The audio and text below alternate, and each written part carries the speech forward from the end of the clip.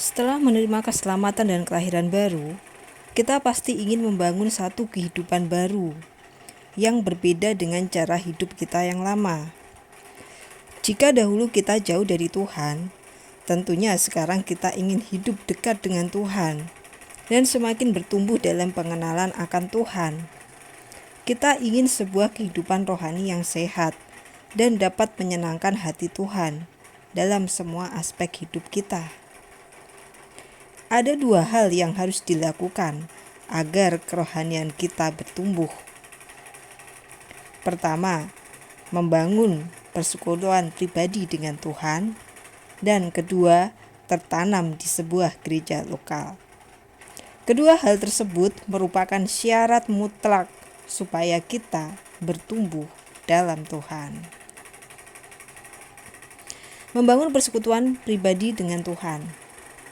Persekutuan pribadi lazim disebut dengan saat teduh. Target utama dari saat teduh adalah doa bukan sekedar kegiatan, tapi menjadi kehidupan.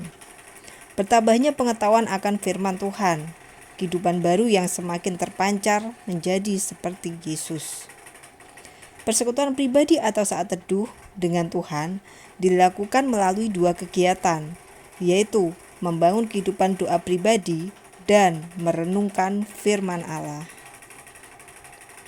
Kehidupan doa pribadi.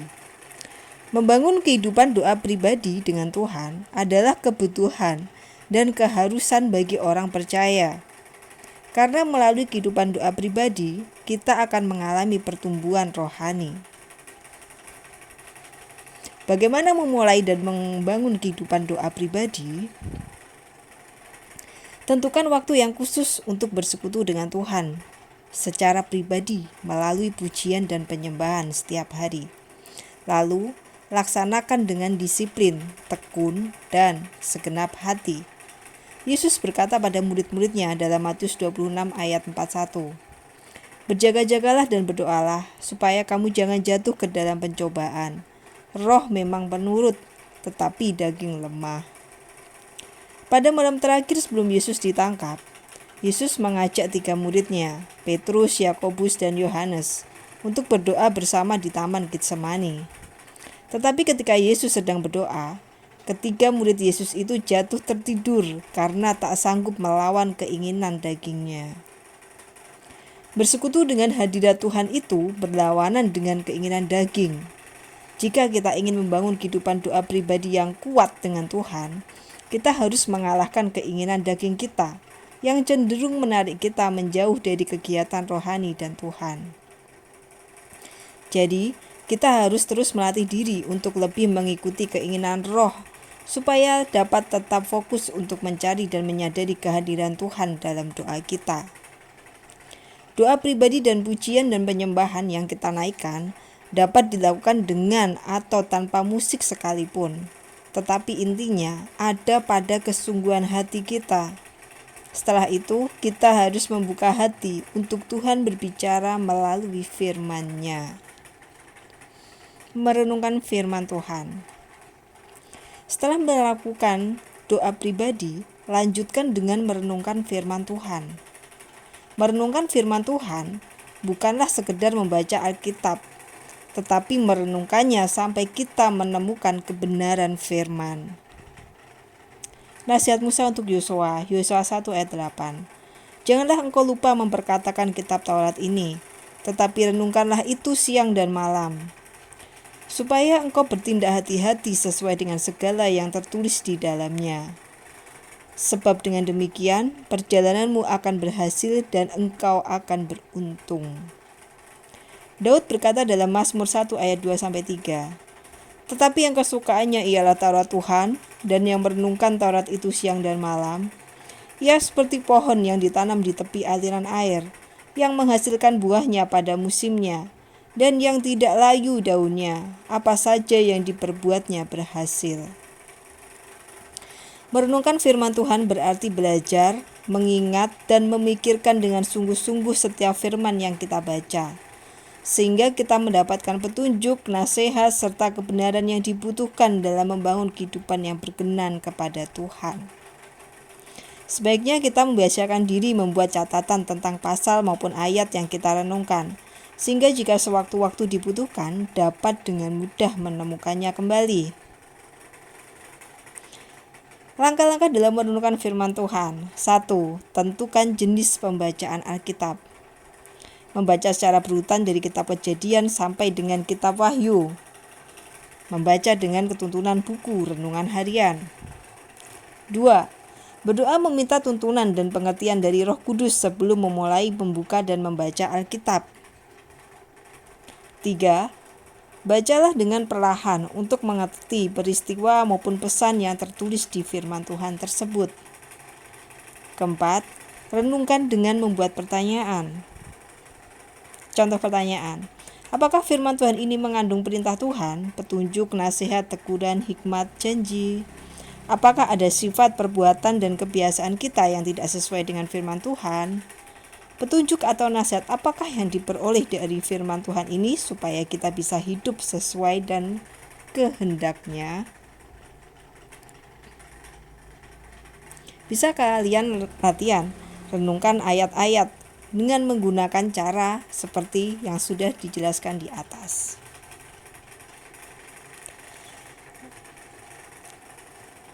Dan selanjutnya, tertanamlah di sebuah gereja lokal. Mengapa sih kita harus tertanam di sebuah gereja lokal? Agar sebutir benih bisa bertumbuh menjadi tanaman, maka dia harus ditanam di tanah. Demikian juga benih kehidupan kekal yang sudah kita miliki. Setelah kita diselamatkan, hanya bisa bertumbuh kalau ditanam di tempat yang seharusnya. Gereja adalah tanah rohani, tempat benih tersebut bertumbuh menjadi tanaman. Bagaimana caranya tertanam di gereja? Beberapa langkah yang harus dilakukan untuk membuat seseorang tertanam. 1. Menghadiri pertemuan ibadah secara rutin. Firman Tuhan memberikan perintah untuk setiap orang percaya hadir dalam pertemuan ibadah. Ibrani 10 ayat 25. Janganlah kita menjauhkan diri dari pertemuan-pertemuan ibadah, seperti dibiasakan oleh beberapa orang. Tetapi marilah kita saling menasihati dan semakin giat melakukannya menjelang hari Tuhan yang mendekat. Pertemuan ibadah adalah saat orang-orang percaya berkumpul bersama untuk memuji dan menyembah Tuhan, berdoa bersama dan menerima kebenaran firman Tuhan melalui khotbah yang dibawakan oleh hamba Tuhan.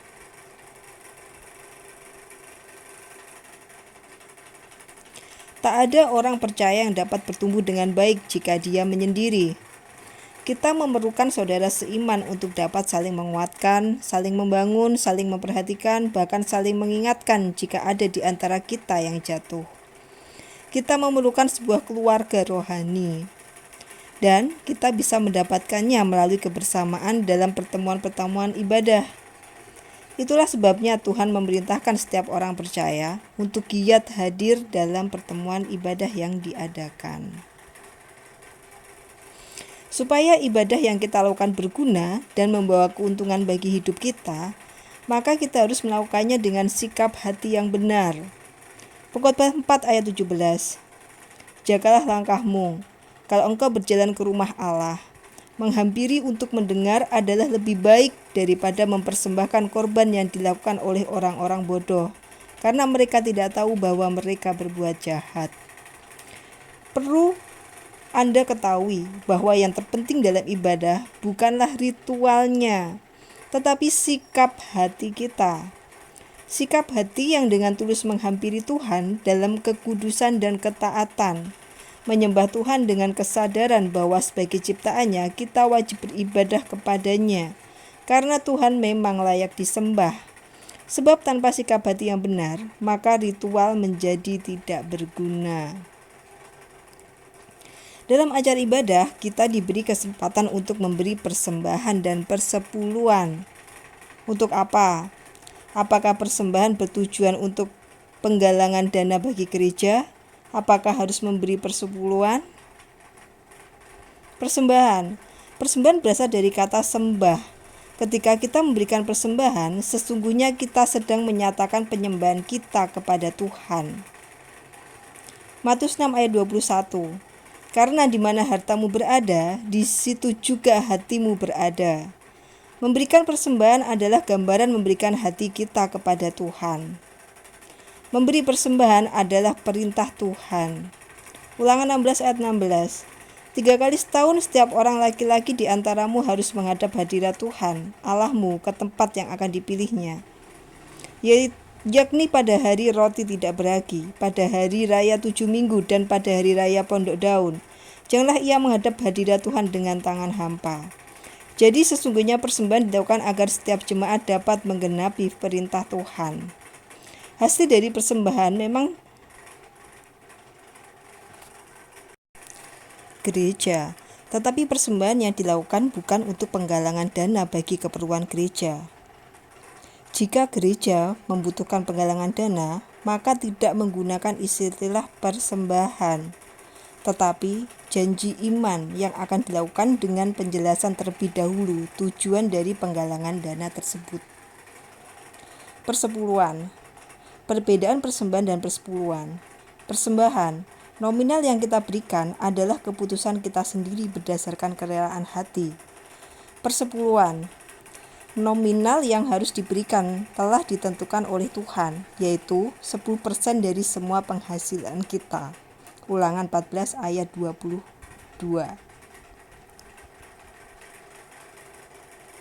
Deklarasi persepuluhan adalah saat seorang gembala memimpin kita dalam doa untuk memberikan persepuluhan kita bersama-sama. Tujuan persepuluhan sebagai pengakuan dan pernyataan iman bahwa semua yang kita dapatkan dan kita nikmati semata-mata berasal dari Tuhan. Karena Tuhan telah melindungi usaha atau pekerjaan kita dan memberkati kita. Abraham dijuluki sebagai bapa orang beriman. Roma 4 ayat 16-17. Alkitab mencatat bahwa Abraham sewaktu diberkati dengan memenangkan peperangan, maka dia memberikan persepuluhan kepada Melkisedek. Kejadian 14 ayat 17-20. Sikap ini juga ditiru oleh cucu Abraham yang bernama Yakub. Kejadian 28 ayat 20-22. Lalu bernasarlah Yakub, jika Allah akan menyertai dan akan melindungi aku di jalan yang kutempuh ini, memberikan kepadaku roti untuk dimakan dan pakaian untuk dipakai, sehingga aku selamat kembali ke rumah ayahku, maka Tuhan akan menjadi Allahku. Dan batu yang kudirikan sebagai tugu ini akan menjadi rumah Allah. Dari segala sesuatu yang engkau berikan kepadaku, akan selalu kupersembahkan 1/10 kepadamu. Setelah Taurat diberikan kepada Musa, maka persepuluhan menjadi perintah firman Allah kepada orang-orang Israel. Imamat 27 ayat 30. Demikian juga segala persembahan persepuluhan dari tanah, baik dari hasil benih di tanah maupun dari buah pohon-pohonan, adalah milik Tuhan. Itulah persembahan kudus bagi Tuhan.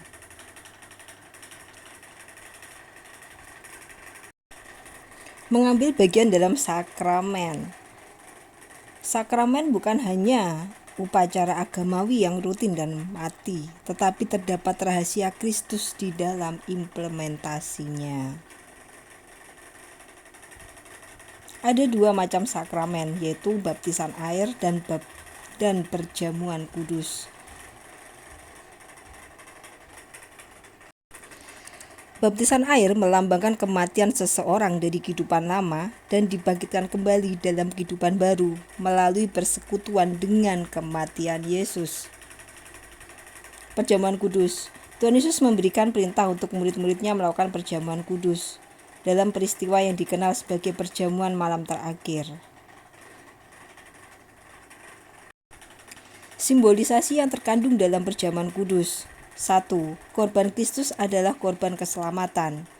Yesus adalah anak domba Allah yang disembelih demi keselamatan umat manusia. Keselamatan kita terjadi karena korban Kristus. Perjamuan kudus adalah persekutuan dengan tubuh dan darah Kristus. Ketika kita memakan roti perjamuan kudus, berarti kita menerima korban Kristus di kayu salib sebagai korban keselamatan bagi kita. Kita sadar dan mengakui bahwa kita adalah umat tebusan Kristus dan seluruh hidup kita adalah miliknya. Kita dipersatukan dengan saudara seiman sebagai satu tubuh dalam Kristus. Ketika kita minum anggur dari camar perjamuan, berarti kita menerima kehidupan Kristus karena air anggur melambangkan darah Kristus. Kita memiliki perjanjian baru dengan Kristus, bahwa keselamatan yang kita terima melalui darah Kristus yang kudus dan kekal adalah sebuah kepastian dan bukan semoga. Seperti apa yang dikatakan Yesus dalam Lukas 22 ayat 20, cawan ini adalah perjanjian baru oleh darahku yang ditumpahkan bagi kamu. Jadi saat kita mengambil bagian dalam perjamuan kudus, berarti kita sedang meneguhkan posisi iman kita, bahwa kita tetap berada dalam perjanjian baru dengan Tuhan. Artinya, kita telah ditebus menjadi milik Tuhan dan kita hidup hanya bagi kemuliaan-Nya. Berkenaan dengan makna perjamuan kudus, maka yang diperbolehkan mengambil bagian di dalamnya adalah orang-orang yang sudah menerima penebusan Kristus, atau lazim disebut orang percaya. Persiapan yang harus dilakukan sebelum mengambil bagian dalam perjamuan kudus adalah menguji diri, memeriksa kembali iman Anda, apakah masih menduakan Tuhan, sebab perjamuan kudus adalah untuk orang percaya, dan mengandung kesaksian bahwa semua orang yang makan dan minum perjamuan kudus adalah orang yang menjadikan Yesus sebagai satu-satunya Tuhan dan Juru Selamat. Mengakui tubuh Tuhan. Hal ini berkenaan dengan kondisi hati. Jika Anda memiliki masalah atau sakit hati atau marah kepada sesama, maka bereskan dahulu masalah Anda, supaya ketika Anda mengambil bagian dalam perjamuan kudus, hati Anda sudah dalam keadaan bersih. Langkah selanjutnya untuk tertanam adalah menghadiri pertemuan ibadah secara rutin. Tertanamlah juga dalam Komsel. Komsel adalah sebuah komunitas rohani yang beranggotakan jemaat yang mengadakan pertemuan rutin seminggu sekali atau sesuai kebutuhan untuk beribadah bersama dalam ibadah rumah tangga sebagai sebuah keluarga kecil. Biasanya dalam 1 minggu itu 1 kali. Dalam Komsel, jemaat digembalakan dan dilatih untuk saling melayani satu dengan lainnya, memiliki komunitas, memiliki perubahan hidup. Tujuan dari Komsel adalah bahwa setiap jemaat mempunyai rumah rohani, tidak ada jemaat yang hidup sendiri, dan semua jemaat harus menyadari bahwa dirinya adalah saksi Kristus. Terlibatlah juga dalam pelayanan. Melayani adalah memberikan waktu dan tenaga secara khusus untuk Tuhan. Melalui pelayanan, kita belajar untuk menjadi berkat bagi orang lain dan memuliakan Tuhan. Melayani juga menjadi tanda bahwa seseorang mulai bertumbuh menjadi dewasa dalam kerohanian. Gereja memberikan kesempatan bagi jemaat untuk melayani di berbagai bidang pelayanan, sesuai dengan talenta dan kerinduan tiap-tiap jemaat.